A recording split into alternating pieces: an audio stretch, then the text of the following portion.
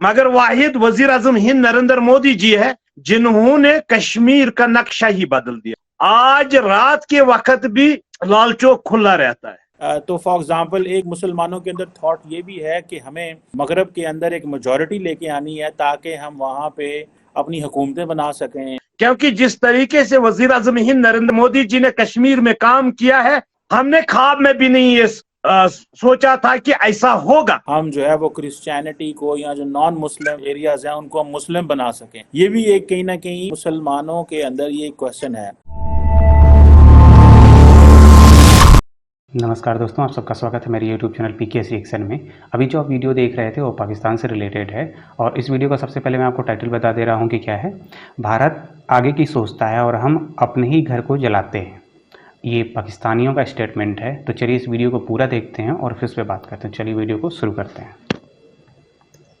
मुझे समझ में नहीं आता, फिर अगर यही बात है तो क्यों फ्रांस इन लोगों को अपनी यहां जगह देता भी जा रहा है? चाहता क्या है, चाहती क्या है फ्रेंच और यूरोप की गवर्नमेंट्स? जब तुम जानते हो ये क्लैश ऑफ सिविलाइजेशन है, जब तुम जानते हो वो तुम्हारे साथ कंपैटिबल नहीं हो सकते, जब तुम जानते हो वो आपस में मुसलमान के साथ कंपैटिबल नहीं हो सकता अगर जरा सा फिरका अलग हो जाए। तो इंडिया ने कौन से ऐसे इकदाम किए थे कि जिसकी वजह से अब इंडिया आज जो दुनिया की 5वीं बड़ी और आने वाले वक्तों में दुनिया की 3री बड़ी इकॉनमी बनने जा रहा है? जहां भारत में रहने वाले हिंदू और दूसरे मजहब भारत को आगे बढ़ाने की कोशिश कर रहे हैं और भारत को तेज रफ्तार से डेवलप कर रहे हैं, तो वहीं दुनिया भर में रहने वाले मुसलमान, खास तौर पर पाकिस्तानी, विदेशों में जाकर कचरा और गंदगी फैला रहे हैं। स्वीडन में कुरान की किताब जलाने पर विदेश में रहने वाले पाकिस्तानी मुसलमान और दूसरे मुसलमान पूरे यूरोप को ही जला रहे हैं, जिससे ये साफ पता चलता है कि उनका मानसिक संतुलन दूसरे धर्मों से अलग है। फ्रांस में तो कई महंगी दुकानों में मुसलमान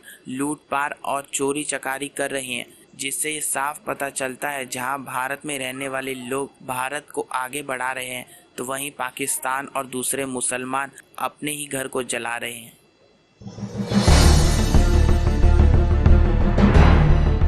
और आज हम जिस टॉपिक पर बात करने वाले हैं वो जम्मू कश्मीर, इंडियन कश्मीर से सामने आ रहा है कि 6000 मेगावाट के हाइड्रो इलेक्ट्रिक प्रोजेक्ट पर काम किया जाएगा नॉर्थ इंडिया को पावर हब बनाते हुए। तो जिस तरीके से हम देख रहे हैं जम्मू कश्मीर में डेवलपमेंट्स हो रही हैं, बड़े बड़े प्रोजेक्ट लग रहे हैं, उसके बरक्स अगर हम अपने कश्मीर की बात करते हैं तो वहां पर हमें ऐसे प्रोजेक्ट्स जो हैं वो दिख नहीं रहे हैं, ना ही वहां पर इन्वेस्टमेंट हो रही है। क्या कहेंगे सर?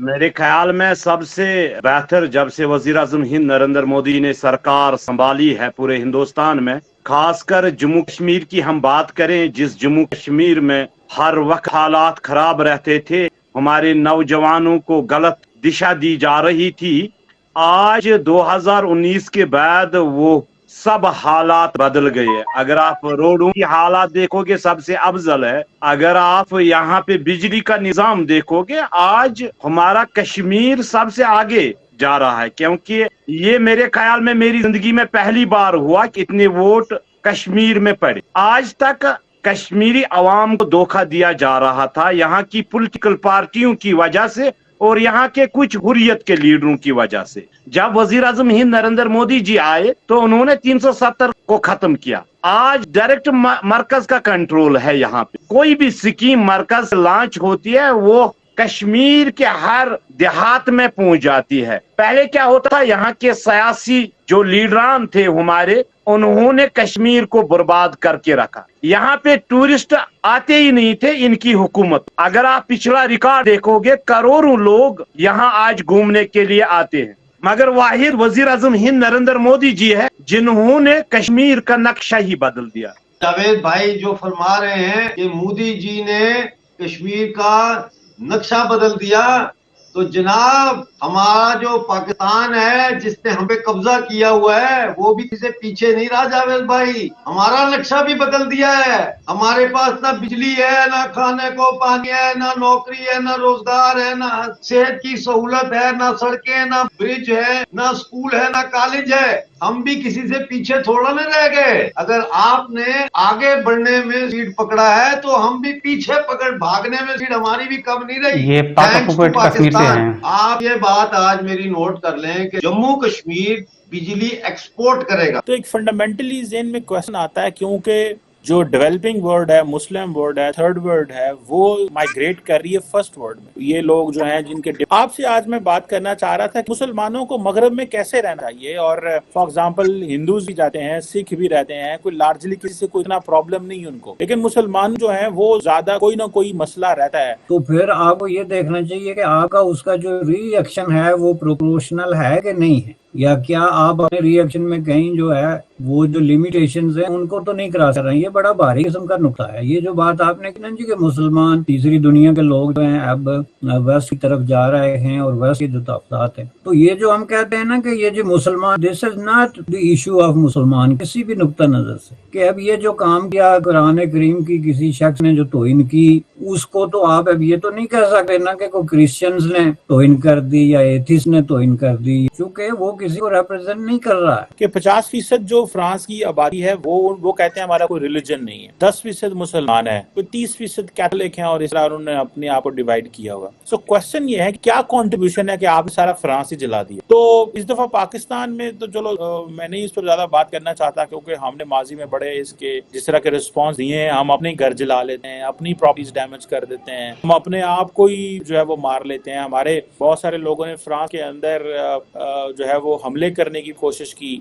आप देखें IMF हर मुल्क के पास जाके ऐसी शर्तें नहीं लगाता कि टैक्सेस बढ़ा दो, ये भी बढ़ा दो, वो भी बढ़ा दो, हम बजट में भी घुसेंगे, हम इसमें भी घुसेंगे, हर चीज में घुसेंगे। ठीक है, अभी रिसेंटली श्रीलंका को दिया है, बांग्लादेश को दिया है, उधर ऐसी शर्तें नहीं है, उधर उनके मुल्क के हिसाब से शर्तें दी, लेकिन हम लोगों को हमेशा ऐसी सख्त शर्तें दी जाती है। उनको पता है ये एलीट क्लास खा जाएगी, और दूसरा ये कुछ इम्प्लीमेंट तो करते नहीं है, तो हमारे पैसे वापस कैसे निकलेंगे, तो वो देने से पहले लेने का बंदोबस्त कर लेते हैं। क्योंकि देखें सर, IMF की भी तो जवाबदारी है ना, IMF के भी अपने कोई पैसे थोड़ी ना। IMF में दुनिया के अमीर मुल्क के पैसे मिलाते हैं, उन अमीर मुल्कों के पास पैसे कहां से आते हैं, उनके टैक्स पेयर से पैसे आते हैं, तो उनको भी जवाबी तो देनी है हर किसी को। देखें इंडिया से कितनी भी नफरत अब बैठ के पाकिस्तान करे, ये चीज को तो डिनाई नहीं कर सकता ना कि IMF में 2.5% इंडिया की भी हिस्सेदारी है। तो अगर IMF $100 भी आ रहा है तो उसमें $2.5 इंडिया का है। तो हमें ये चीज याद रखनी चाहिए और हमें पता होनी चाहिए 91 में IMF की शर्तों को मानने के बाद इंडिया ग्लोबलाइजेशन की तरफ गया है। सोचना पड़ेगा मुसलमानों को कि जहां मुसलमान है वहां क्लैश क्यों हो रहा है, क्या वजह है कि एक तरफ फ्रांस तुम एक भूखे नंगे मुसलमान को अपनी अंदर आने की इजाजत भी दे रहा है, क्योंकि वो एक यूनाइटेड नेशन के रेफ्यूजी प्रोटोकॉल से बंधा है, वो मना नहीं कर रहा है ऑस्ट्रेलिया की तरह, लेकिन दूसरी तरफ उसी के साथ आपका over a period of generation clash पैदा हो रहा है। धीरे धीरे मुसलमान भाइयों, दुनिया में लोगों को एक बात समझ में आ गई है कि मुसलमान एक इंटिमिडेटिंग कौम है। मुसलमान एक अपने अपने तरीके से अपने अपने वक्त में एक कब्जा करने वाली कौम है। मुसलमान एक कौम है जो तुम्हारी मानता की इज्जत नहीं करती, मानो या ना मानो, यानी गैर मुस्लिम मानता की इज्जत नहीं करती। दरअसल यूरोप में रहने वाले लोग सेकुलर हैं और वो मजहब का मजाक तक उड़ा देते हैं, लेकिन पाकिस्तान और दूसरे दुनिया में रहने वाले मुसलमान, खास तौर पर यूरोप में, वो लोग कट्टर हैं और वो लोग इस्लाम का प्रचार प्रसार करने में लगे रहते हैं। और अगर उनके रिलीजन से जुड़ा हुआ कुछ चीज़ उनके बारे में गलत कहा जाए तो वो उसकी गर्दन काटने तक में नहीं हिचकते, जिससे यह साफ देखा जा सकता है कि मुसलमान चाहे दुनिया में कहीं भी रहे, वो कट्टर और आतंकवाद का सहारा लेते हैं। जहां यूरोप में रहने वाले क्रिश्चियन अपने होली बुक को इतना सीरियस नहीं लेते, वहीं दुनिया भर के मुसलमान अपने होली बुक कुरान के लिए जान भी दे देते हैं, जिससे ये साफ पता चलता है कि मजहब के नाम पर उनका पागलपन साफ तौर पर दिखाई देता है कि मजहब के ठेकेदार बनने वाले मुसलमान दुनिया भर में कट्टरता फैला रहे हैं, और जिस तरीके से स्वीडन और फ्रांस में आग लगा रहे हैं वो इसकी जीता जागता मिसाल है। इससे पहले फ्रांस में प्रॉफिट मोहम्मद का फ्रांस में एक कार्टून बना दिया था, जिसके बाद उसके टीचर की उसके बच्चों ने ही हत्या कर दी, जिससे साफ पता चलता है कि मुसलमान चाहे दुनिया भर में कहीं भी रहे, लेकिन उनका दिमाग वैसा का वैसा ही रहता है। तो यहाँ पे दोस्तों वीडियो ख़त्म हुआ। अब इस वीडियो में कई बातें थी, जिसमें पहला शुरुआत में तो जम्मू कश्मीर से था कि जम्मू कश्मीर का जो विकास हुआ है, वो बंदा बात कर रहा था कि पाकिस्तान की एक जर्नलिस्ट हैं या फिर यूट्यूबर हैं, उनसे बात कर रहा था और वो बता रहा था कि आज जम्मू कश्मीर में क्या क्या डेवलपमेंट हो रहे थे। दूसरी साइड में पैनल में उनके साथ एक पाक ऑक्युपाइड कश्मीर के एक थिंक टैंकर हैं जो बाहर विदेशों में रहते हैं। वो बोल रहे थे कि जिस तरह से आप इंडिया के बारे में गिना रहे हो कि हमारे यहाँ इतनी बिजली पैदा हो रही है, हमारे यहाँ ये तरक्की हो गई, हमारे यहाँ इतने टूरिस्ट आए, तो हम भी अपने यहाँ बता दे रहे हैं कि क्या होता है कि हमारे यहाँ ना बिजली मिलती है, हमारे यहाँ ना पानी मिलता है, ना हमारे यहाँ टूरिस्ट आते हैं, ना हमको खाने को मिलता है। यानी जितना जम्मू कश्मीर डेवलपमेंट में आगे जा रहा है उतना ही पाकिस्तान गुर्बत में जा रहा है। यानी वहाँ पे लोगों को चैन से खाने को नहीं मिल रहा, आटे तक नहीं मिल रहे हैं। तो अब ये दोनों ही कश्मीर जो इसमें जो हमारा भारत का कश्मीर है और जो हमारा भारत का पीओके है, ठीक है, वो दोनों में तुलना हो रही थी कि जो भारत हमारे पास अभी कश्मीर हमारा पूरा है उसमें हमने कितना डेवलपमेंट किया है, और जो हमारे पार्ट कश्मीर पाक ऑक्युपाइड कश्मीर को पाकिस्तान के पास है उसने उसमें कितना डेवलपमेंट किया है। तो आप सोच लो ये अंतर था। उस बंदे ने जो वीडियो में था उसने पूरा बताया कि क्या आज इसमें जम्मू कश्मीर की स्थिति है।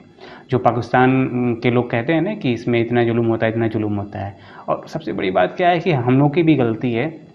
हम लोग की गलती क्या है कि हमसे पाकिस्तानी हर वक्त पूछते रहते हैं कि भारत में मुसलमानों के ऊपर जुल्म होता है, जम्मू कश्मीर के ऊपर जुल्म होता है, ठीक है। और हम क्या करते हैं कि हम उनका जवाब देते हैं कि नहीं हमारे यहाँ ऐसा कुछ भी नहीं होता। अरे सीधी सी बात है, तुम हो कौन पूछने वाले कि हमारे यहाँ भारत में मुसलमान कैसी ज़िंदगी जी रहे हैं या फिर जम्मू कश्मीर के लोग कैसी ज़िंदगी जी रहे हैं? तुम होते कौन पूछने वाले? हाँ, और हम तुमको जवाब क्यों दें? हमारी मर्जी, हम चाहे अपने देश में जैसे रहें, हमारा अपना मामला है, हम सॉर्ट आउट करेंगे। तुम हो कौन पूछने वाले? तुम्हें तो 1947 में एक अलग मुल्क मिल गया था, तुम उसकी सोचो। कभी जितना एग्रेसिवली वो हर, चाहे उसका कोई यूट्यूबर हो, कोई जर्नलिस्ट हो, कोई थिंक टैंकर हो या उसके जो पॉलिटिशियन हो, उसके आर्मी वाले हों, सब एक राग में बोलते हैं भारत में मुसलमानों के ऊपर जुल्म होता है, जम्मू कश्मीर के ऊपर जुल्म हो रहा है। ये उनका नैरेटिव सेट करते हैं। लेकिन आज के सोशल मीडिया के ज़माने में अब उनका एक गुब्बारा फूट रहा है, इसीलिए वो खाने के लिए मोहताज हो गए हैं। ना उनको IMF से कर्ज मिल रहा है, ना कोई और देश दे रहा है। ये इनकी हकीकत हो गई है। और रही बात कि फ्रांस की, कि वहाँ पे सोचो 10% मुसलमान हैं और उन्होंने कितनी तबाही मचाई है। और इसलिए मचाई है क्योंकि जो फ्रांस के लोग हैं वो ज़्यादातर इन सब चीज़ों में विश्वास नहीं करते हैं। उनको कोई मतलब नहीं होता है, हिंसा उनसा जल्दी करने में विश्वास नहीं रखते हैं। हालांकि एक समय था कि जो यूरोप के लोग हैं वो इतने हिंसा करते थे कि मतलब लाखों लाखों को काट दिया करते थे, जो 100 साल पहले, 200 साल पहले। अब ये सोचते हैं कि ये आज इतनी कट्टरता दिखाने के बाद ये फ्रांस को दबा लेंगे, लेकिन अगर जिस दिन फ्रांस अगर पलट के वार किया तो इनका पता भी नहीं चलेगा कहाँ चले गए। इनको अपनी रेडिकलाइज सोच से बाहर आना पड़ेगा। नहीं आएंगे तो एक टाइम आता है जब उसकी अति हो जाती है तो उसका ऐसा रिएक्शन मिलता है कि फिर भागने की जगह भी नहीं मिलती है। उदाहरण के लिए बर्मा का ले लीजिए। बर्मा में ये 45% थे, फिर और वहाँ की जो बाकी जनता वो बुद्धिस्ट है, और बुद्धिस्ट कितने शांति प्रिय लोग हैं वो सब जानते हैं। लेकिन जब तुम उनको हद से ज़्यादा परेशान कर दोगे तो भागने की भी जगह कहीं नहीं मिलेगी।